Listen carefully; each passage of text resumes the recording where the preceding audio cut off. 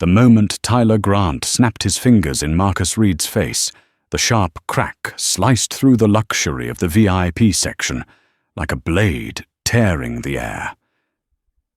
In that instant, the heavy silence dense as the concrete beneath the 80,000 spectators below abruptly fractured, exposing an uncomfortable truth: prejudice exists everywhere, even in places that pretend to be the most civilized.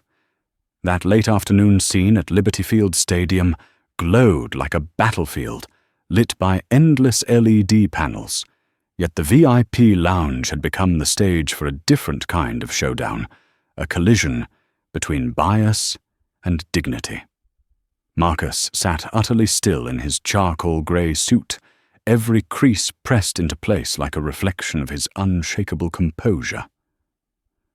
But beneath that calm exterior, his heart tightened with a painfully familiar mix of restraint and resignation, the feeling of being judged for something he could never change. Tyler leaned closer, his breath chilling the already over-air-conditioned room, his voice dripping with the arrogance he had perfected from years of standing in the wrong position with the wrong kind of confidence. "I told you already. Move. This isn't a welfare section." He wasn't just talking to Marcus, he was performing for the onlookers behind him, desperate for an audience to validate his cheap display of authority. Marcus looked up, his eyes, so steady and quiet, that Tyler flinched for a split second before his contempt reasserted itself. The way Tyler stood, chest-puffed, chin tilted, was the posture of a man who had found someone he believed he could step on to feel taller. Marcus knew this type. He had met far too many. People with tiny pockets of power who wielded them like daggers, stabbing at the dignity of others just to feel relevant. Beyond the glass railing, the crowd roared in anticipation of kick-off their cheers, rolling like thunder. But in here, surrounded by velvet textures and oak panels, the excitement of the upcoming match had been replaced by tension, stretched tight as an overtuned string. Heather Collins, sitting 2 seats down, clutching her designer purse like a shield, eyed Marcus up and down with a mix of judgment and suspicion. Her frown said exactly what she didn't need to speak. He does not look like he belongs here. Dylan Carter, 17 years old, already had his TikTok camera rolling. "Bro's about to get kicked out," he whispered, eyes gleaming as if this were half-time entertainment. Meanwhile, Dr. Angela Moore lifted her gaze from a medical research paper, her heart sinking, not from shock but from a lifetime of recognition. She had seen these looks, these tones, these moments for as long as she could remember. She already knew exactly when an insult was beginning to form. And Marcus, he still didn't move. No backing away, no defending himself, no reaction. Not because he was weak, but because he understood the truth better than anyone. A single wrong reaction could become the weapon used against him. He locked eyes with Tyler, his expression calm and deep as a still lake at night, and that very calmness unnerved Tyler. "I told you to get out," Tyler said louder, projecting his words across the entire lounge, his voice scraping against the glass, and metal like steel dragged across a window. "This seat is for members with passes. These are expensive. I'm sure you bought a cheap ticket downstairs and snuck up here to take pictures." Someone behind them let out a derisive laugh. Another voice commented, "See this all the time." Phones lifted, stares multiplied. The weight of every pair of eyes pressed in on Marcus like an invisible wall. Kayla Johnson, from a row behind, was live streaming to nearly 100 viewers. "You guys see this?" "Something big is happening," she whispered into her phone. When the camera slid toward Marcus, a man whose posture was far too composed to be mistaken for a trespasser, the comments exploded. "Keep recording, Bet, he's faking. Here comes the discrimination again." Marcus still said nothing, but each insult landed inside him like a hammer, striking the memories he had carried for years, the times he had been questioned, the times he had been asked what he was doing there, the times his success had been eclipsed by the color of his skin. Tyler interpreted that silence differently. He smirked. "See, look at that." "He knows he's in the wrong," he said, twisting the knife with deliberate ease. But beside Marcus, the only thing truly silent was the black leather briefcase resting against the seat, its brass lock gleaming under the ceiling lights. It sat there, heavy, steady, as though guarding a secret sharp enough to cut through every ounce of Tyler's arrogance. "Do you have a ticket?" Tyler asked, though it was no question at all. It was a verdict, and he had appointed himself judge. Dr. Angela gripped her armrest, her eyes locked on Tyler. She wanted to stand to intervene to defend Marcus, but she knew all too well there were moments when acting too soon made the consequences fall hardest on the victim, not the aggressor. She bit her lip, and that small gesture pained her. In the distance, the stadium's opening music surged, fast, urgent, electric, but Marcus's heartbeat slowed. Slower, each beat like a countdown. He wasn't angry. He wasn't scared. He was simply tired. Bone deep. Tired of these looks, these assumptions, tired of having to prove he belonged in places he had earned more right to occupy than anyone around him. He shifted slightly, ready to stand and end this, but a thought sliced through him, sharp and sudden, like the briefcase lock preparing to snap open. Not yet. Tyler stepped forward one more time, his shadow falling over Marcus like a final provocation. "I won't say it again. Move!" And amid the noise, the stares, the murmurs, Marcus Reed allowed himself a quiet, almost effortless smile, a smile that made the air seem to tilt. No one in that VIP section, no one in the entire stadium knew that in just a few minutes they were about to witness something far more shocking than anything that would happen on the field, and it would all begin with that calm, quiet smile. Chaos began to thicken in the air before Tyler could even savor his cheap display of authority. Prejudice spread through the crowd like fire racing across dry grass. Every stare, every slight frown, every whispered comment, turning the VIP section into a theater where Marcus had been forced into the role of the man who doesn't belong. Heather Collins leaned back in her seat, her eyes cold, as if she had spotted a decorating flaw in an otherwise perfect room, a look Marcus knew too well, yet one sharp enough to tighten his chest. "They should really enforce this area more strictly," she said, just loud enough for Marcus to hear, yet soft enough to claim innocence. The way she clutched her designer purse on her lap was like a soldier bracing behind a shield, as if a single breath from Marcus could contaminate the space she felt entitled to. In the row behind Kayla, Johnson didn't miss a second. Her live stream screen glowed as comments poured in, non-stop the viewer count, jumping from 100 to 150 to 230 in the span of a few breaths. "Guys, this is getting real," she whispered, trying to keep her voice low, though excitement trembled through every shaky inhale. Marcus's face filled the frame, lit by the VIP ceiling lights, as if he were sitting for a live television interview. "I think they're about to call more security," she murmured, her eyes glued to her phone. "This is going to blow up." Across the aisle, 17-year-old Dylan Carter Acne, still scattered across his jaw, held his phone like he'd just been handed a golden ticket to viral fame. "Dude's about to get dragged out, trust me," he told the camera, half amused, half thrilled. Dylan understood nothing about racism culture or dignity. All he saw were views, likes, and the chance to be the first one with the hot clip of the day. As he zoomed in on Marcus's face, the man's eyes sharpened in frame, calm, quiet, and to some almost defiant.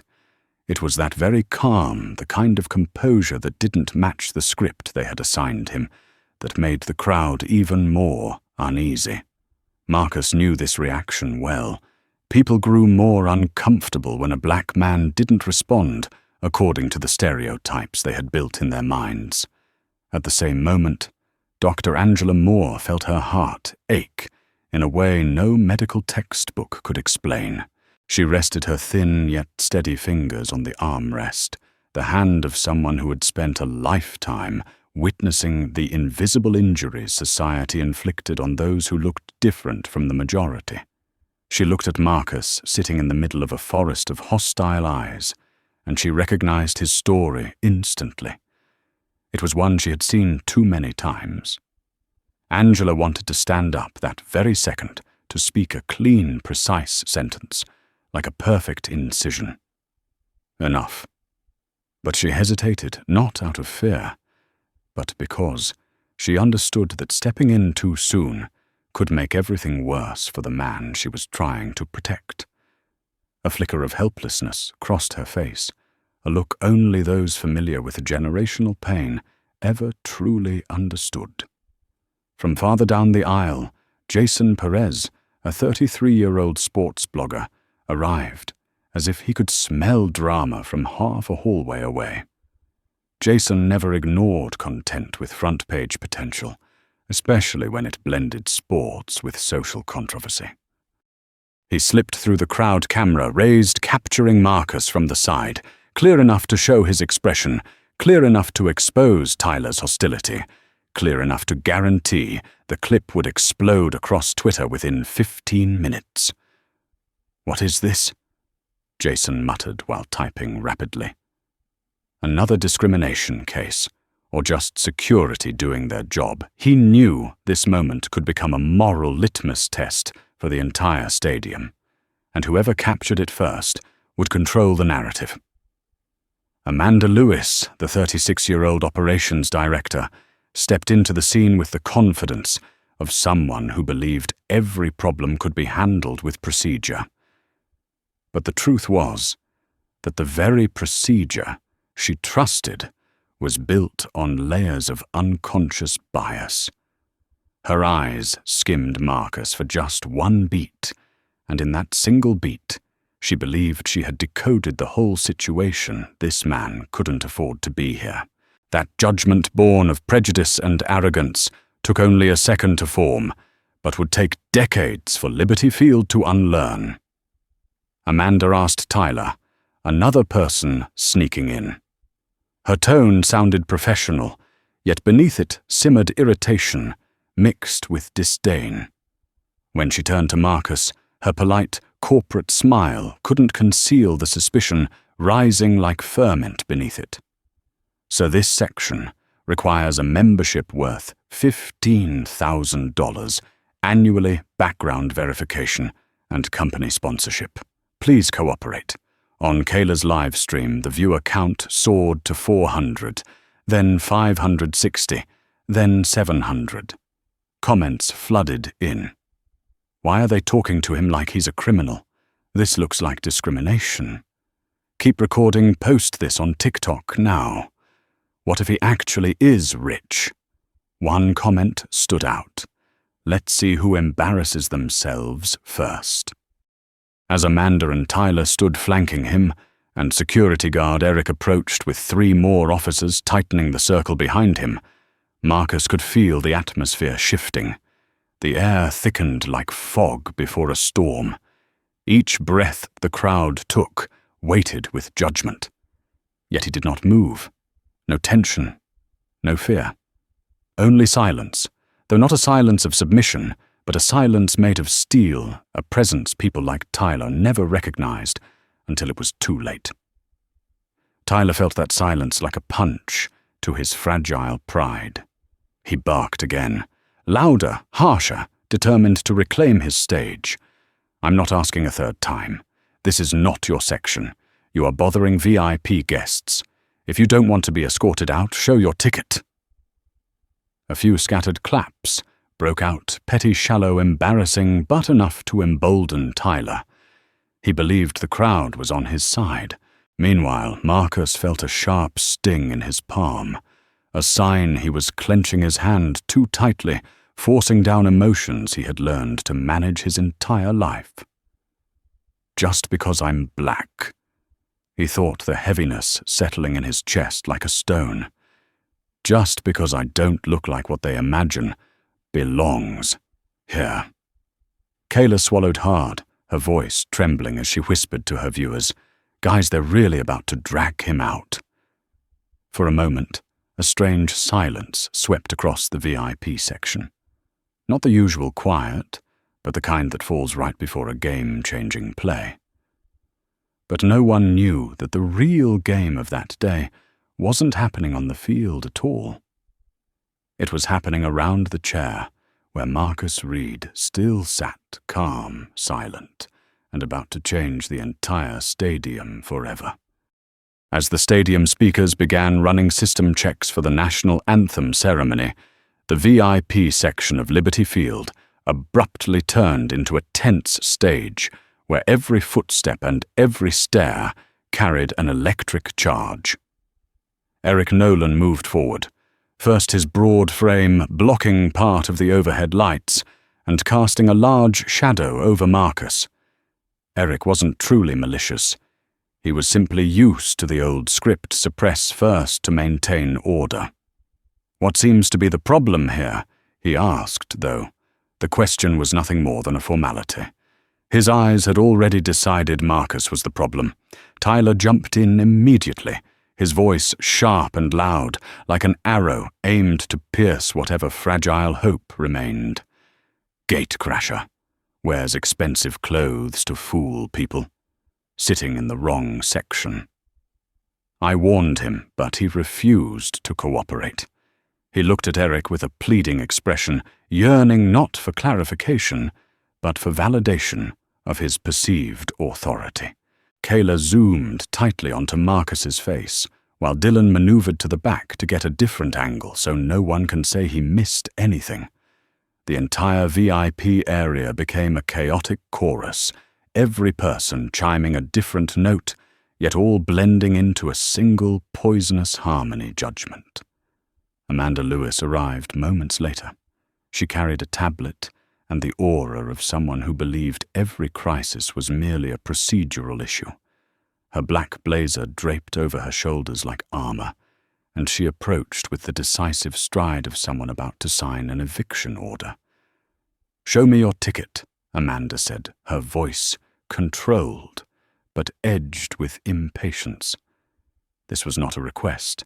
It was a command, a verdict waiting only for Marcus to sign. Marcus looked up, his expression still as water before a storm breaks. That calmness made Amanda falter for a fraction of a second, because it did not align with the reaction she expected from someone she believed had been caught. Eric stepped closer. Another guard, Rick Dawson, moved to Marcus's left, forming a practiced triangular formation around him, with ease that revealed how often they had enacted this choreography.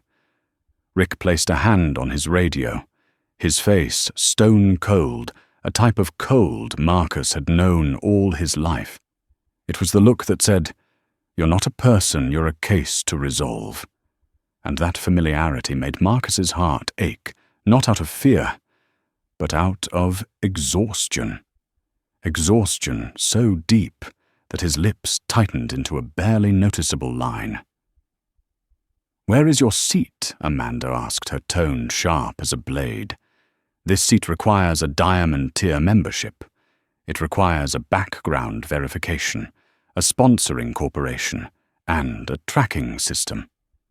She delivered the last phrase with an unmistakable implication, as if Marcus's presence here was obvious proof that the system had malfunctioned. Kayla whispered into her mic. "She's talking to him like he's a criminal." The live stream exploded with comments. "They're treating him like he's not even a guest." This is messed up. Why is he so calm, though? It's about to get worse. Amanda turned to Tyler and asked quietly, but still loud enough for Kayla's camera to pick up. You asked him to leave. Tyler nodded vigorously, terrified someone might doubt his devotion. 3 times. He refused to move. Then prepare to escort him out, Amanda said firmly. We cannot let other guests feel uncomfortable.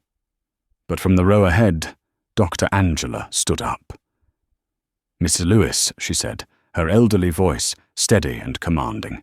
This man has not caused a disturbance, has not raised his voice, has not threatened anyone. This is discrimination. Those words, discrimination, fell into the luxurious yet toxic air, like 2 heavy stones. Some people exchanged glances. Some looked away. Some pretended not to hear. But everyone understood she had just named the monster prowling through the room. Amanda shot back. You don't understand the situation here. No, Dr. Angela said you are the one who doesn't understand. Tyler let out a dismissive laugh, as if he'd heard something ridiculous. But his smirk disappeared the moment Eric tilted his head, receiving a radio call. VIP East Wing confirm code yellow. Form up the team. Those words weren't just for security. They were a signal to the entire Liberty Field camera system, which had already begun swiveling toward the exact seat Marcus Reed occupied. Marcus breathed slowly. He knew this moment. He had lived it in countless forms throughout his life. Quiet humiliation, blatant judgment, the tightening circle of people convinced they were in the right. But this time something was different. Not just because of the leather briefcase resting beside him like a soldier waiting for a command, but because he sensed a shift in the air. Something invisible. Something heavy, as if everyone was approaching a line that once crossed would change everything. Jason Perez whispered from behind his camera, "This is about to blow up." And he was right. Eric stepped closer, voice low, yet firm. "Stand up. We'll verify your identity downstairs. If you cooperate, this will go much faster." But Marcus looked straight into Eric's eyes and spoke for the first time since everything began. "I will stand when I decide it is necessary." The words were soft, but they pierced through the room's artificial authority like a blade through paper. Tyler barked. That's resisting security. Rick placed his hand on his belt, an action not overtly threatening, but enough to draw a collective gasp. Heather clutched her purse, tighter, eyes wide. Dylan whispered, "Oh man, he said it. This is gonna blow up." Amanda stepped forward. "You are only making this worse. You do not belong here." And in that single moment, those brief, suspended seconds, Marcus lifted his gaze, and in his eyes, Amanda saw something that froze her. Not fear, not anger, but bitter understanding. As if he had heard that sentence his entire life. As if he knew it before she even spoke it. In that instant, the VIP section was no longer just a room. It became a miniature portrait of history itself. Power on one side, dignity on the other, and the briefcase at Marcus's side remained still silent, yet ready to change the entire space, the entire stadium, the entire day. Liberty Field Stadium continued to shine brightly, but everyone in the VIP section felt it. The real light about to turn on wouldn't come from the field. It would come from a truth none of them were prepared to face. The air in the VIP section thickened like a dense fog, swallowing every sound, leaving only the pounding rhythm of judgment. The music for the upcoming anthem echoed from the field below, but no one cared anymore. Every gaze was locked on the man sitting perfectly still, as unmoving as stone Marcus Reed. His calm unsettled the crowd more than anything else, because people who are cornered usually react, shout, plead. But he didn't. He sat there, as if he were waiting for someone to turn the page of a book they didn't realize he was the one writing. Tyler Grant, still intoxicated with his self-assigned role, never noticed that. He saw Marcus's silence only as defiance, a thorn he needed to pluck to prove he was right. With a smirk dripping with satisfaction, he turned to the crowd and raised his voice far louder than necessary. Folks, please understand, some people think dressing fancy means they can sit anywhere they want. His words didn't just hang in the air. They sliced into Marcus, sliced into the memories of countless people who had sat in that very position, sliced into a history this place had never dared to face. Heather Collins flicked her hair, her lips curling in contempt. Embarrassing, she muttered, not loud, but pointed sharp enough to wound anyone with ears. Across the aisle, Laura Rivera glanced at her husband, unease tightening her brow. "This doesn't feel right," she whispered, but her voice stayed low, afraid of the judgment waiting in nearby stares. Dylan Carter zoomed his camera in on Marcus's face, whispering like a war reporter, broadcasting from the front lines. "Guys, this is about to explode." Comments flooded his screen. Drag him out already. He looks more like a CEO than a random guest. Let's see who embarrasses themselves first. Kayla Johnson, still live-streaming, swallowed hard as the security circle tightened. Her viewer count jumped from 900 to 1,000, 200 to 1,500 in seconds. Oh my God, they're actually about to pull him out. She whispered, voice trembling, but her eyes glued to the screen. She knew she was capturing something bigger than a confrontation. At the center of that stretched thin tension, Amanda Lewis began coordinating as if this were just another incident in her venue operations schedule. "Security team, prepare to move him downstairs," she said into her radio, her voice disturbingly calm. "Minimal disruption, but firm action. Procedure is procedure." She stepped closer, the warm gold lighting sharpening the coldness in her expression. "Sir," Amanda said, sounding polite, but wielding her words like a blade, "you have refused multiple requests to cooperate. This is your final chance to avoid being escorted." Final chance. The phrase hung in the air like a desperate ultimatum. Dr. Angela Moore rose to her feet, abandoning restraint. "This is not security," she said loudly, her aged but fierce eyes flashing like steel. "This is prejudice, and it is unfolding in front of dozens of witnesses." She turned, scanning every face in the row. "Do not sit by and let injustice happen." The words were so powerful, Heather scowled. Dylan muttered, "Whoa, this is real drama," and Tyler released a mocking laugh. "Mom, please let us do our job," he replied with a sneer.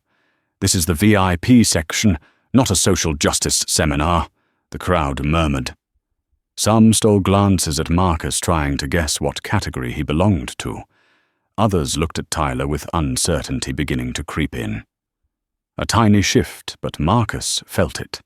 He had seen it before, in boardrooms, in negotiation chambers, in moments when truth begins to leak out, even when no one wants to acknowledge it.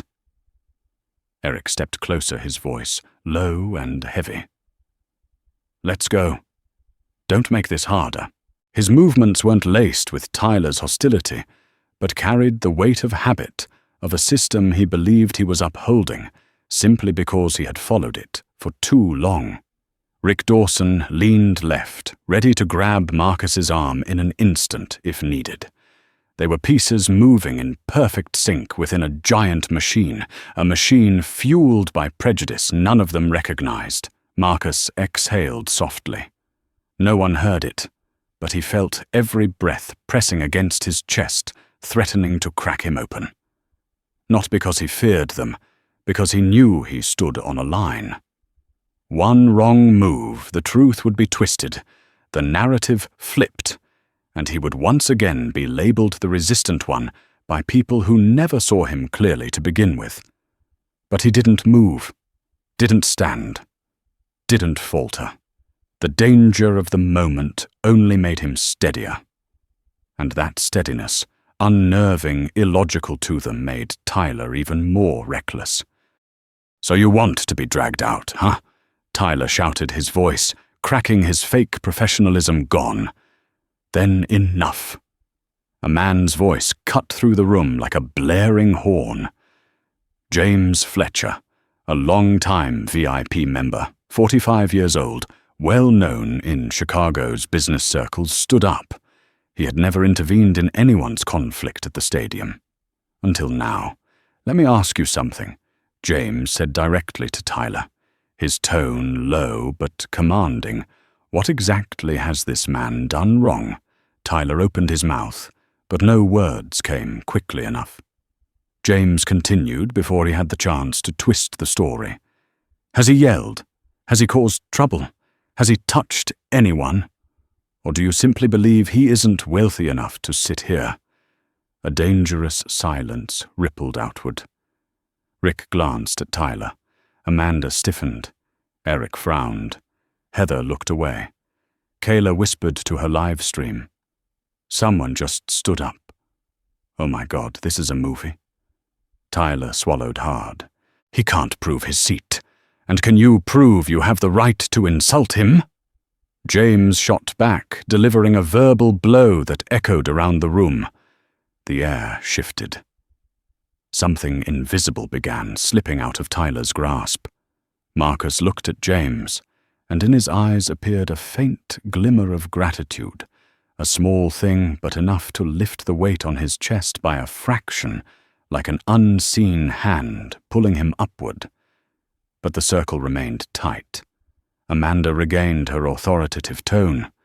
Regardless of anyone's opinion, protocol must be followed. He will be escorted for verification. Each word hammered down, like nails sealing a door Marcus was being forced through.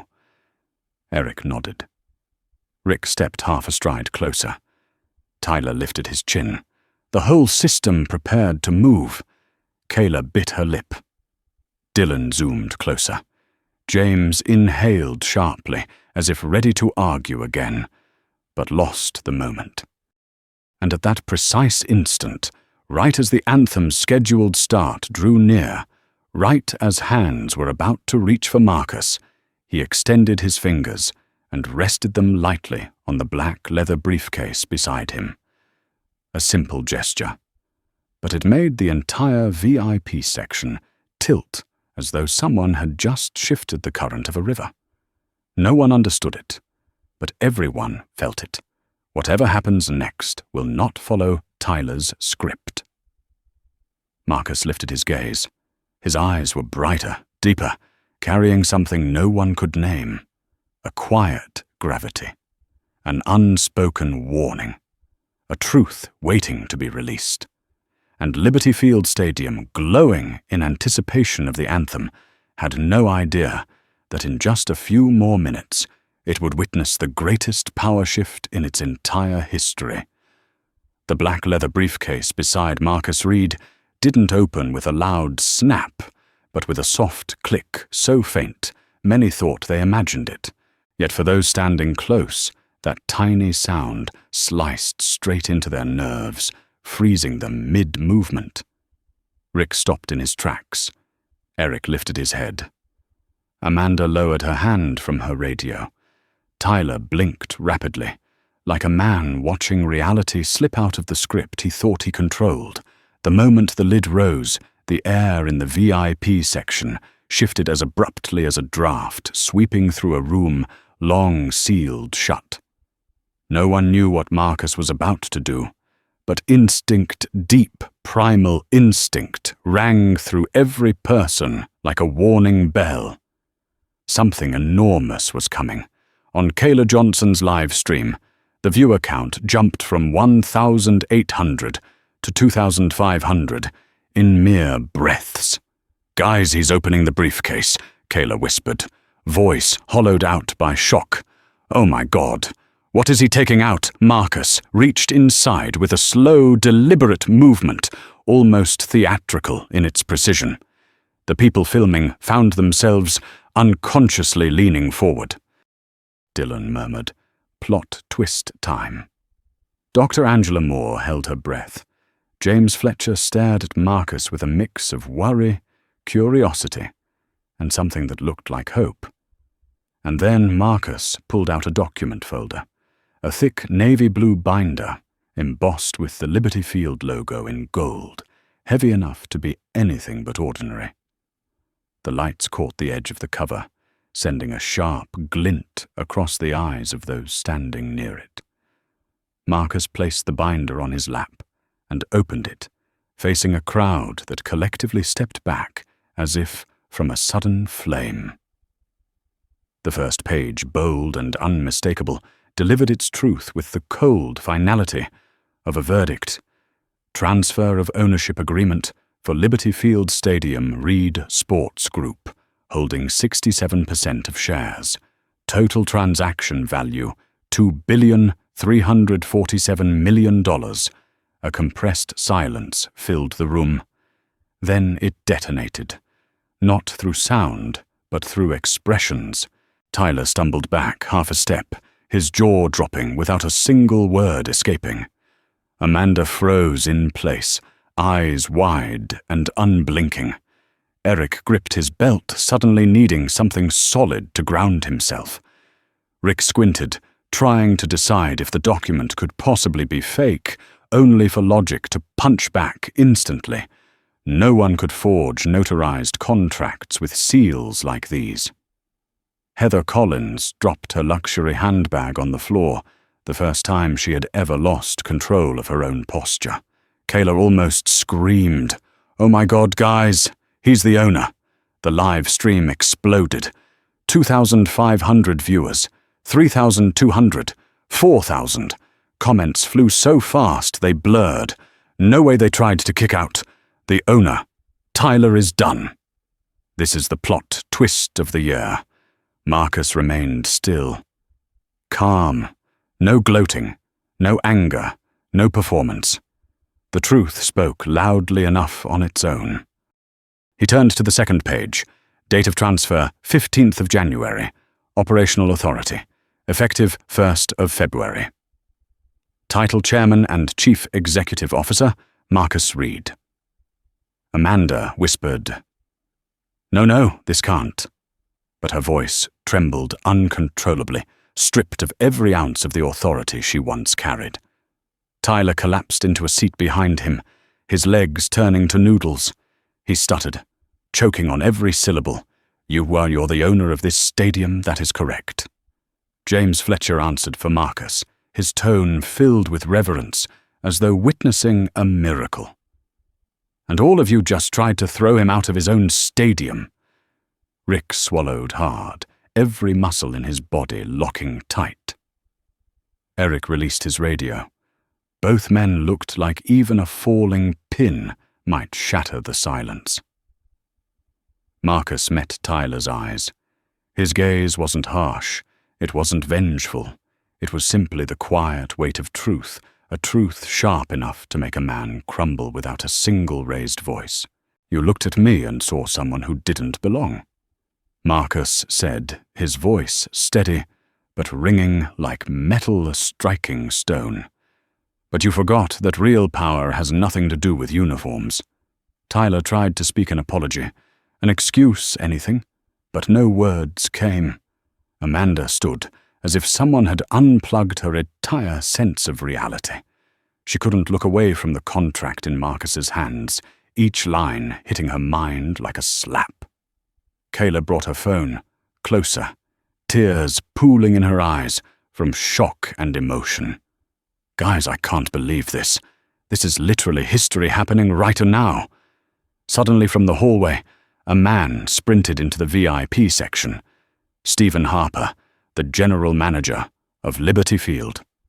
His face flushed red, his breath short, and the moment he saw the folder in Marcus's hand, he froze, as if struck by lightning. "Good heavens, Mr. Reed," Stephen gasped, sounding equal parts relieved and horrified. I was told you wouldn't arrive until next week." Marcus closed the binder gently, the soft click of the cover snapping shut, making Tyler flinch. "I came early," Marcus replied, his gaze never leaving the people who had judged him. "And apparently just in time to evaluate your customer service." Tyler covered his face. Amanda burst into tears. Eric stood motionless like a carved monument. Rick stepped back 2 full paces, as though being near Marcus now was a punishable offense. James folded his arms and exhaled, shocked but also relieved. Dr. Angela pressed a hand to her chest and whispered, "Justice arrives fast today." Kayla live-streamed through the deafening roar of nearly 6,000 viewers. Dylan whispered, starstruck, This is actually historic." And in that exact moment, when everyone who thought they had the right to judge suddenly felt the world flip upside down, Marcus Reed rose from his seat. He didn't need to shout. He didn't need to threaten. He didn't need anger, because the truth alone had already destroyed the illusion of power they hid behind. And Liberty Field Stadium, brilliant, massive, roaring with cheers, had no idea that an earthquake had just erupted in the heart of its VIP section, ready to ripple through the entire organization and the entire sports industry. Stephen Harper didn't just run, he burst into the VIP section as if the floor beneath him were on fire. His navy blue tie had flipped over his shoulder from the speed, and his breath came in short, broken bursts. When he saw Marcus Reed standing at the center of the storm with the ownership documents in hand, Stephen's eyes widened so much they nearly glistened with tears. "Mr. Reed, dear God, you're actually here." He couldn't finish the sentence because behind him, the whispers, the recording phones, the horrified stares of staff and VIP guests were already speaking for him. An organizational disaster was unfolding right in front of the stadium's new owner. Tyler Grant was still slumped in his seat, gripping the carpet, as if he could hold on to his job by holding on to the floor. Amanda Lewis stood frozen, her face pale as paper, no longer the composed operations director, but a woman fully aware her career might have just ended.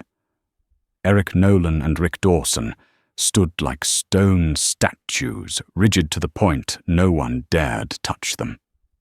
"Mr. Reed, I'm sorry," Stephen said, his voice shaking not only from fear, but from the shame of a leader watching his system collapse in a matter of minutes. "You don't owe me an apology," Marcus replied, his tone low and heavy enough to press down on every chest in the room. "I'm not the only one who was disrespected here." He gestured toward the crowd, toward Dr. Angela Moore, toward James Fletcher, toward the paying customers now staring at him with a mix of awe and shock. "Everyone in this section is a guest, and they just watched your staff behave as though they had the right to decide who deserves to exist in this space." Stephen swallowed hard. There was no justification left. No procedure that could cover the truth Marcus had spoken. And when Marcus pulled his phone from his jacket pocket, everyone inhaled sharply. He scrolled through his contacts until he reached Board of Directors Liberty Field. The glow from the screen reflected across his composed expression, making him look less like a man making a call, and more like someone preparing to issue a decree. You're calling them now?" Stephen asked, voice trembling. Marcus simply said, "Do you think there is a better time?" And he pressed call.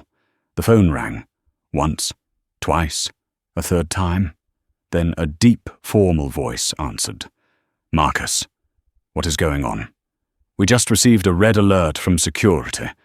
"Connect the others," Marcus said. "We have an issue to address. Right now." Stephen's knees buckled slightly. Tyler buried his face in his palms. Amanda gripped her phone as if bracing for a verdict. 5 seconds later, in the shaken silence of the VIP section, Marcus's phone played the voices of all 5 members of Liberty Field's board of directors people, whose influence rivaled the biggest names in the sports industry. "We are all here," said Chairman David Morgan. "Marcus, give us the situation." Marcus lifted his head, looking at every face around him as though they were part of the report. "A severe case of discrimination has taken place," Marcus said clearly. "Management-level staff insulted, belittled, and attempted to remove me from the VIP section, while I am the new owner of this stadium." Heavy silence spread over the call. Then, a cold, precise voice, the stadium's chief legal counsel, cut in. "Confirm something for me. Did they know who Mr. Reed was?" Marcus replied, "No." They looked at me and decided on their own that I did not belong here. Urgent discussions erupted over the phone, fast, tense, frantic, filled with the sound of people calculating the damage. Not financial damage, reputation damage, legal exposure, public image disaster. Mr. Reed, Chairman Morgan, asked, "What do you want us to do?" And in that moment, Marcus Reed held the entire stadium in his hands. Not through anger, not through threats, but through a truth no one could deny. He had just witnessed the real face of a system that needed to be rebuilt. "I want accountability," Marcus said, "not apologies, not retraining. I want real structural change," Dr. Angela whispered. "Exactly." "This is the moment," Kayla whispered into her live stream. "He's exactly the kind of leader you only see in movies." The live stream had hit 12,000 viewers. James Fletcher stepped back half a pace, sensing a new kind of energy rising in the room, justice without a courtroom.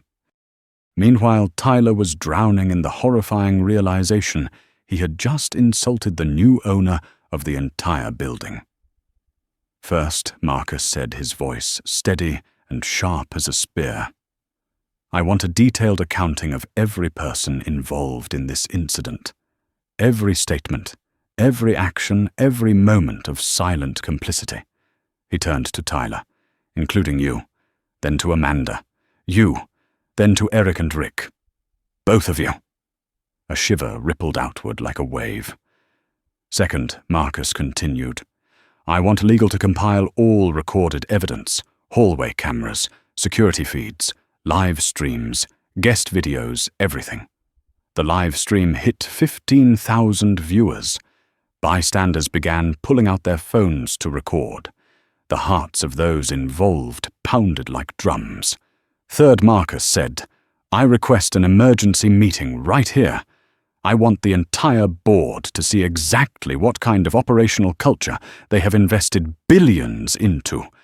Chairman Morgan responded instantly. "Thomas, connect video to the control panel. We want a live view." Stephen hurried to activate the conference feed. Seconds later, the faces of all 5 top decision-makers of Liberty Field appeared on the tablet screen. And they saw everything: the chaotic VIP section, the shaken staff, the stunned guests, and Marcus standing at the center like the focal point of a living case study. "Mr. Reed, Chairman Morgan, said we are fully aligned with you. We await your direction for the next step." One sentence made the entire VIP section hold its breath. One sentence made Tyler feel like collapsing. One sentence pushed Amanda to the brink of tears. One sentence let Marcus, if only for a beat, feel the weight of the authority he had spent his entire life earning. He adjusted his suit collar slightly, steadied his breath, and answered with the calm voice of a man who understood the power of patience. "I will tell you my final request. And when I say it, no one in this room will remain the same." In that instant, Liberty Field Stadium, echoing with the national anthem from the field below, became the stage for a different kind of anthem. An anthem of justice, an anthem of truth, an anthem preparing to rewrite the future of this stadium in just a matter of minutes. The air inside Liberty Field's VIP section suddenly felt claustrophobic, as if an invisible wall were closing in on everyone at once. On the tablet screen, the 5 members of the board of directors watched with stern, focused eyes, turning the moment into something that looked and felt like a public tribunal. Marcus held his phone, firmly stepped forward half a pace, and took on the poise of a judge preparing to deliver a final ruling now that the truth had been exposed from every angle. He looked directly at Tyler Grant, who was shaking so hard the VIP chair beneath him trembled with each breath. "I will be direct," Marcus began his voice, not loud, but sharp enough that every word landed clearly. What happened here was not a misunderstanding, not a minor error, not a lapse in professionalism. This was discrimination, open, systemic, repeated. Tyler lowered his head, his face flushed red with humiliation and fear. Amanda Lewis clutched the tablet so tightly, her knuckles whitened, her eyes misty, as she fought to keep herself upright while watching the career she had worked years to build teeter on the edge of collapse. Eric Nolan and Rick Dawson clenched their hands, their once unyielding security composure replaced by something heavier than fear, the dawning realization that they had taken part in a mistake that couldn't be undone. In front of me, Marcus continued in front of the board, in front of thousands. Watching the live stream, you turned this stadium into a place where human worth is measured through prejudice. From the back row, Kayla held her breath as the live stream comments roared like a storm at sea. He's about to deliver the punishment. Tyler is done. This moment will go down in history. Marcus lifted his chin slightly toward the screen, reaffirming to the board that he was acting fully within the responsibility of an owner. Chairman Morgan spoke. "Mr. Reed, the board grants you full authority to resolve this incident." The sentence struck like an official seal hitting paper, solidifying the power Marcus now held. He turned back to Tyler. First, Marcus said, "Tyler Grant, VIP Service Manager, is terminated immediately for severe violation of our anti-discrimination policy and for causing significant damage to the integrity of this organization. Terminated under special cause, no severance, no recommendation letter." Tyler's lips parted, but no sound came out. His mouth quivered like someone who had just received a prison sentence. He reached out helplessly, as if grasping for something to anchor himself, but there was nothing there. Mr. Reed Tyler choked, sounding like a child. "I have a family. I need this job. You should have thought about that," Marcus said, "before you used prejudice to belittle another human being." The words fell like the clang of metal on stone, vibrating through every mind in the room. "Security," Marcus said, without even looking behind him. 2 senior security officers stepped in from the hallway. Escort him out through the side exit. No commotion. But he leaves immediately. Tyler stood, knees buckling. He turned his head, hoping for sympathy from someone, anyone. But the eyes around him held only stern silence. He was led away like a shadow, stripped of all its borrowed power. Kayla followed him with her camera, her voice trembling. "Guys, they're taking him out. Oh my God." Marcus turned to Amanda Lewis. Second, he declared Amanda Lewis, Operations Director, suspended for 30 days without pay. During that time, you will complete independent certification in anti-bias training and inclusive leadership. Failure to complete the program termination. Amanda let out a small gasp, tears spilling down her cheeks. "Mr. Reed, I know you are not a malicious person," Marcus said softly, though the firmness remained. "But you ignored clear signs of discrimination.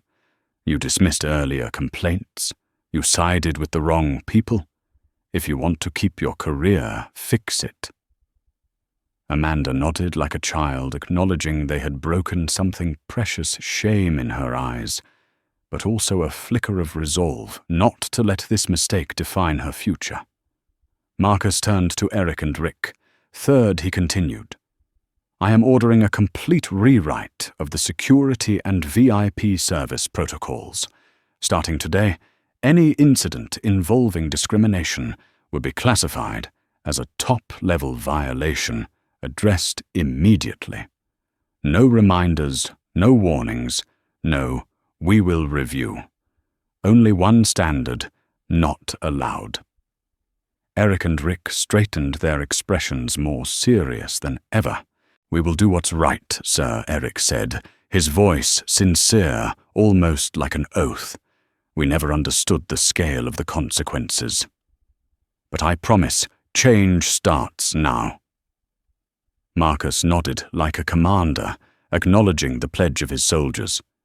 Finally, he said, "I am implementing a new oversight system, a reporting app for discrimination cases, monthly audits, by a diverse team of secret guests, and mandatory training for every employee."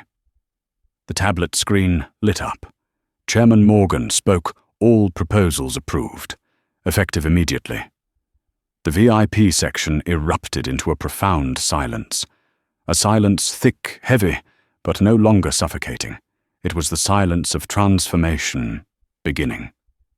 Dr. Angela placed a hand over her heart, overwhelmed.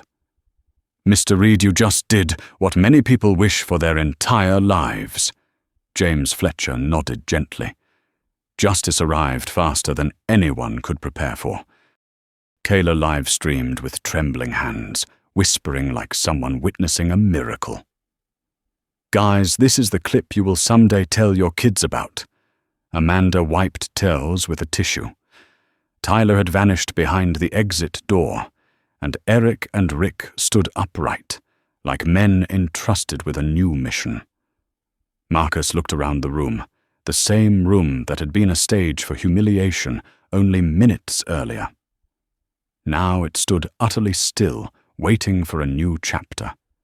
He took a slow breath and said softly, yet clearly enough for everyone to hear, "None of us can change the past.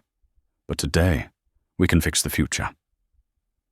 And in that moment, Liberty Field Stadium was no longer just a place for a game. It became the birthplace of a rebirth. A rebirth born from the pain that had just unfolded.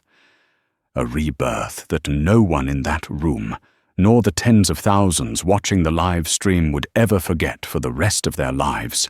As the decision was made, and Tyler was escorted out of the VIP section, Liberty Field Stadium continued to roar with cheers from the game below, but no one in the premium lounge heard it the same way anymore.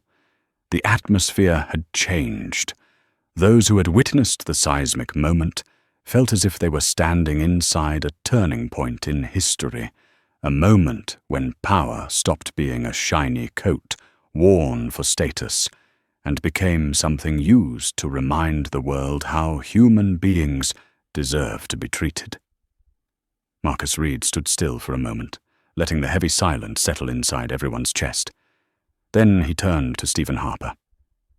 "Issue the announcement."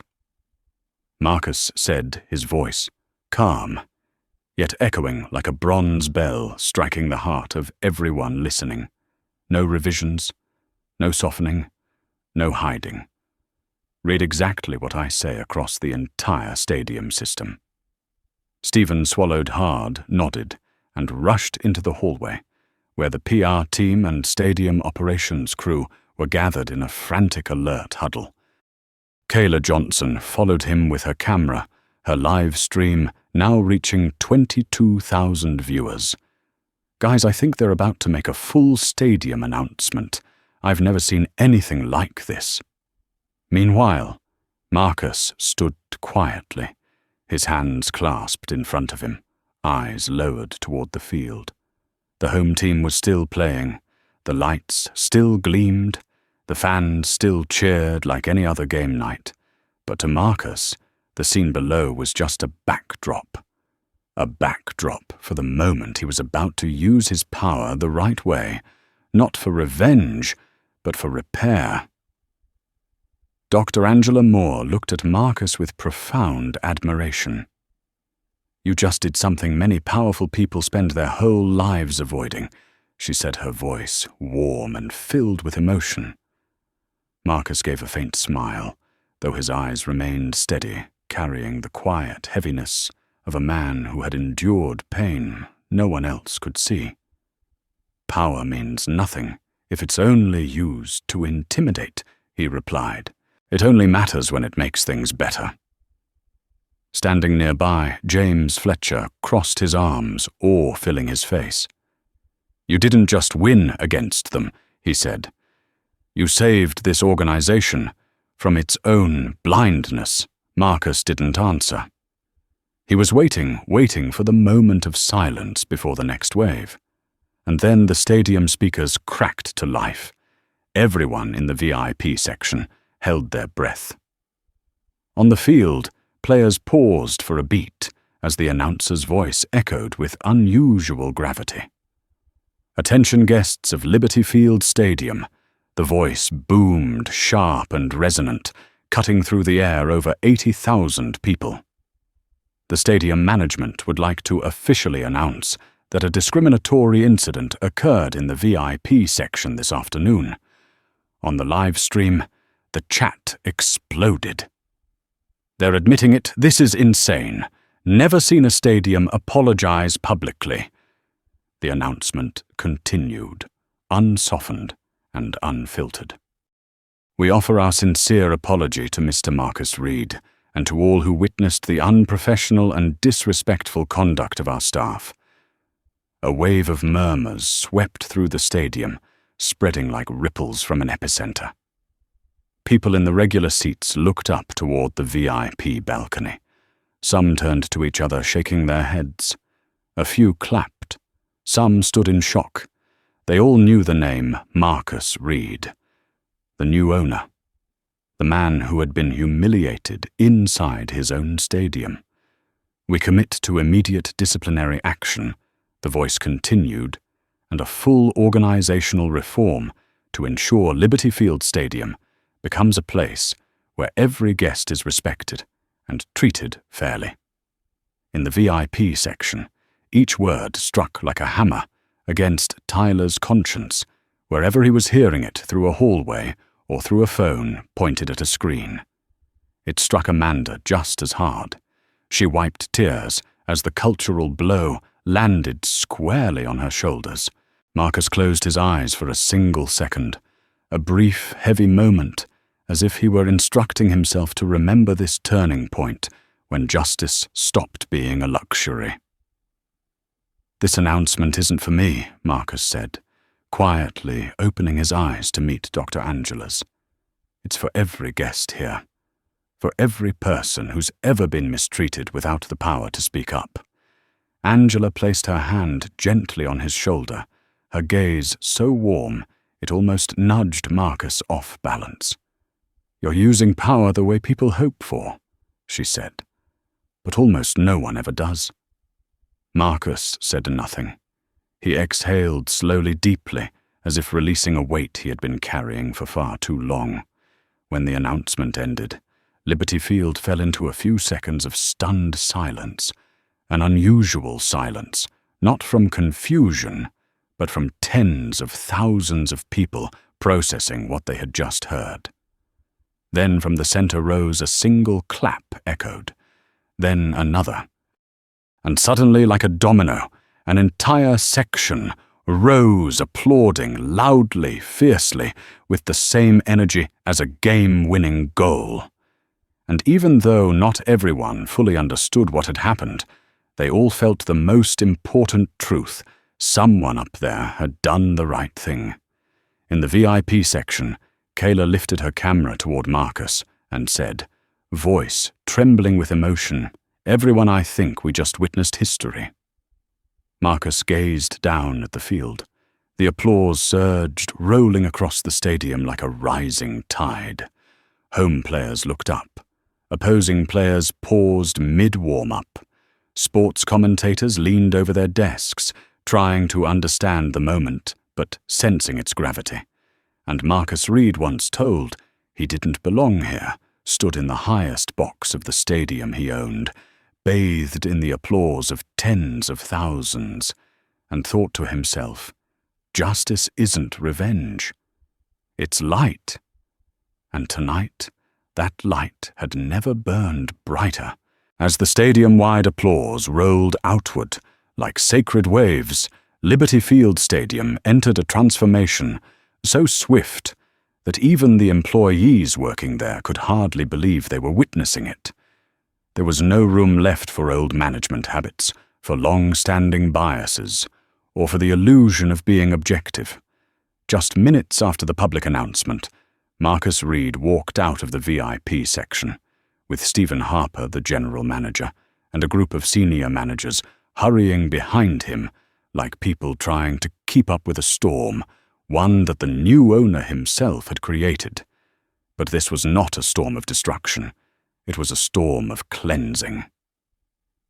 Marcus did not shout. He did not point fingers. He did not use harsh words. He said only what needed to be said, and that alone made the leadership team both fearful and deeply respectful. "I want the restructuring plan to begin right now." Marcus said, his calm voice giving the moment the weight of a strategic meeting that had been prepared months in advance. "We paid too high a price because of a few people's prejudice, and if we don't change the system at its roots, this will happen again." Stephen nodded rapidly. "Yes, Mr. Reed. I'll have the team compile all existing protocols." "No," Marcus replied, stopping mid-step, forcing everyone behind him to halt as well. "Not compile. Rewrite." Those two words launched one of the largest operational overhauls the stadium industry had ever seen. That night after the game ended, Liberty Field's senior staff were summoned to the fourth-floor conference hall, still shaken by the events of the afternoon, still in disbelief that Marcus Reed had changed the entire landscape with nothing but a briefcase and unshakable calm. And at 10 o'clock that night, Marcus introduced the person replacing Tyler Grant, Monique Harris, a 35-year-old woman who had previously been rejected from the VIP manager position for being culturally unfit.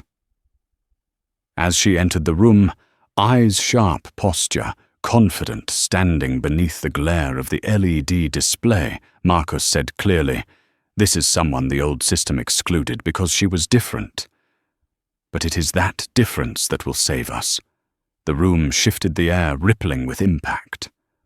Monique bowed her head slightly, her eyes glistening, not with pride, but with the weight of knowing this moment should have come 8 months earlier, if unconscious bias had not been mistaken for qualification. But today, history was being rewritten. Immediately after her appointment, Marcus implemented the Respect All system, a real-time discrimination reporting application that allowed guests to take photos, record audio, submit location data, and receive a response within 90 seconds. "No more. We will look into it. No more. We will investigate further." Only immediate action. The technical team worked through the night to integrate the software into the stadium's security grid and create a direct data pipeline to management. Meanwhile, the operations division was split into 3 teams, one to build new protocols, one to analyze legal risks, and one to draft new training materials.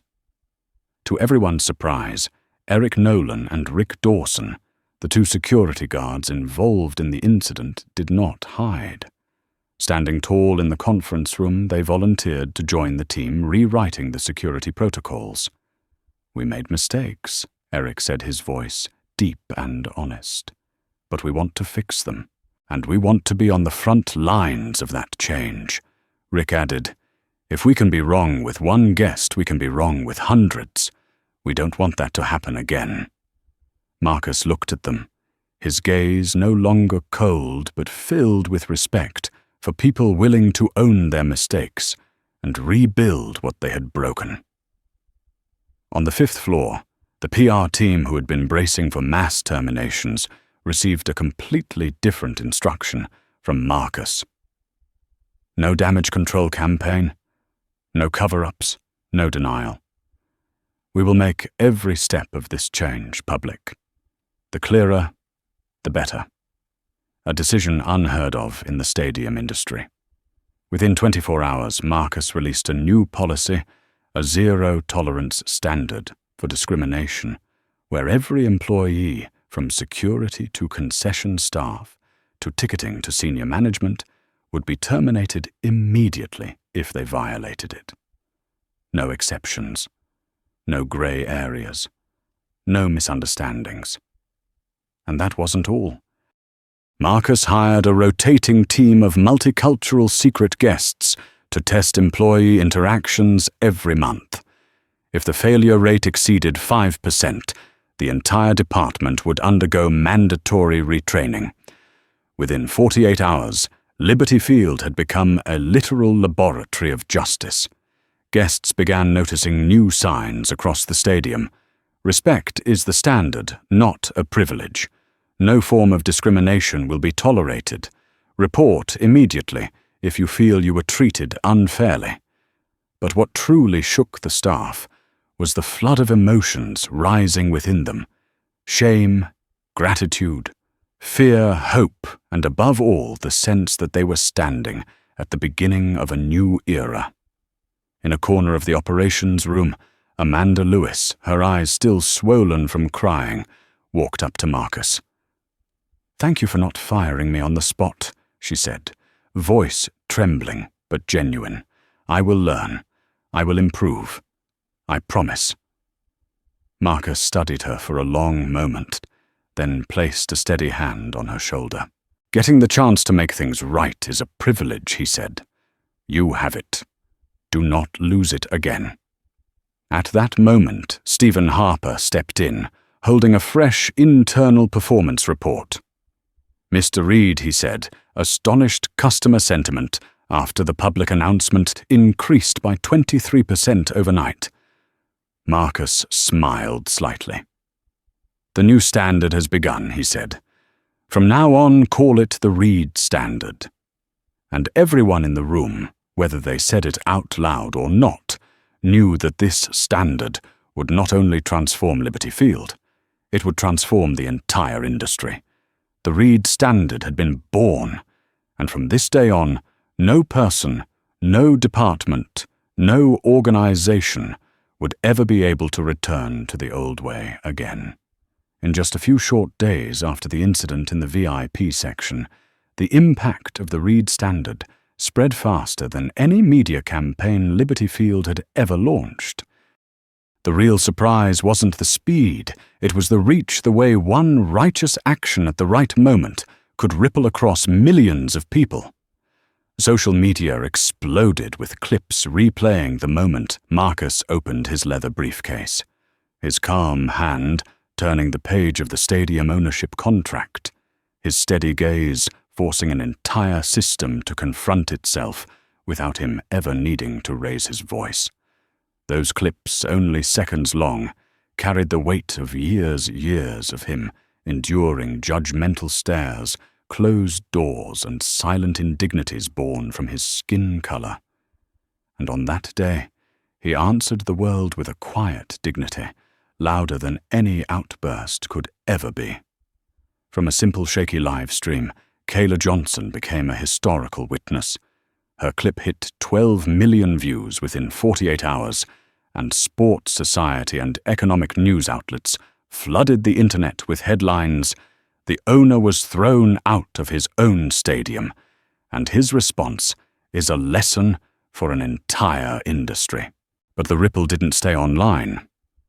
On the third day, the Executive Committee of the American Football League sent Marcus Reed a formal commendation for implementing the most transparent anti-discrimination policy ever adopted by a major stadium.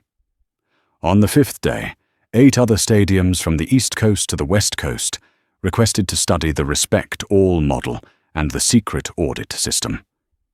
By the 7th day, the New York Ledger ran a front-page story. The Reed standard how one man turned humiliation into the foundation of innovation. Meanwhile, inside Liberty Field, the transformation was quiet, but astonishingly effective. Monique Harris, the woman once rejected for being not a cultural fit, ran the VIP division with a calm, commanding presence. Under her leadership, staff became more attentive, more considerate, and yet more professional. There were no more exasperated sighs when a guest asked for clarification. No more scrutinizing looks when someone didn't look like a VIP. A new space emerged, one where power wasn't in a name badge, but in how one human treated another. Amanda Lewis returned to work after 30 days of suspension, and she immediately volunteered to be the lead instructor for the new anti-bias training program. Every session she taught began the same way. I once stood on the wrong side. I'm here to make sure you don't repeat that. Eric and Rick, once guards who simply followed orders, became pioneers in testing new communication models, with guests helping establish the ask first, judge later approach, something they should have been taught long ago. Breakroom conversations no longer revolved around which team was winning. They revolved around questions like, did I phrase that respectfully enough? And what should I do if I see a co-worker showing bias? True change had begun blooming from the inside. And at the center of it all, Marcus Reed remained the silent anchor of this transformation. He didn't give press interviews. He didn't hold conferences. He didn't make speeches. He simply showed up at the stadium in his familiar gray suit, walked through the halls, shook hands with staff, and let them understand on their own that he was the standard they were now trying to live up to. The way he used power, not to retaliate, not to intimidate, but to reform, became the subject of leadership lectures. A professor at Columbia University called it silent leadership, the kind that doesn't need shouting, but still makes an entire system bow its head and reassess itself. One viral comment read, Marcus Reed didn't strike back. He rebuilt. And that spirit spread faster than anything else. By the end of the week, during the next home game, Liberty Field Stadium hit a new record for positive guest reports in the VIP section, not because the staff were perfect, but because guests felt heard immediately. From the front row, Kayla Johnson live-streamed as always, but this time her eyes shone with pride. This isn't the old stadium anymore, she said softly. This is the version it should have been all along. On the upper level of the operations wing, Marcus stood overlooking the sea of cheering fans, his hands resting gently on the glass railing. The moment he was humiliated, that week had become the catalyst for unprecedented change. He knew it, but more importantly, thousands of others knew it too. And they learned something essential. Strength is not the loudest voice in the room. Strength is the calm that stands firm when truth is on your side. Marcus smiled. Not big, not dramatic, but with the quiet pride of a man who had turned a wound into light. And from this day forward, that light belonged to everyone who walked into Liberty Field Stadium. From the perspective of an expert in organizational culture, the story at Liberty Field reveals a truth that never grows old. Power only has meaning when it is used to heal not to harm. Marcus Reed did not strike back. He rebuilt, and it was that calm, steady strength that transformed an entire system. If this story resonates with you, please like and subscribe to help spread these values. And comment 3 words: respect comes first. Because every change begins from that simple truth.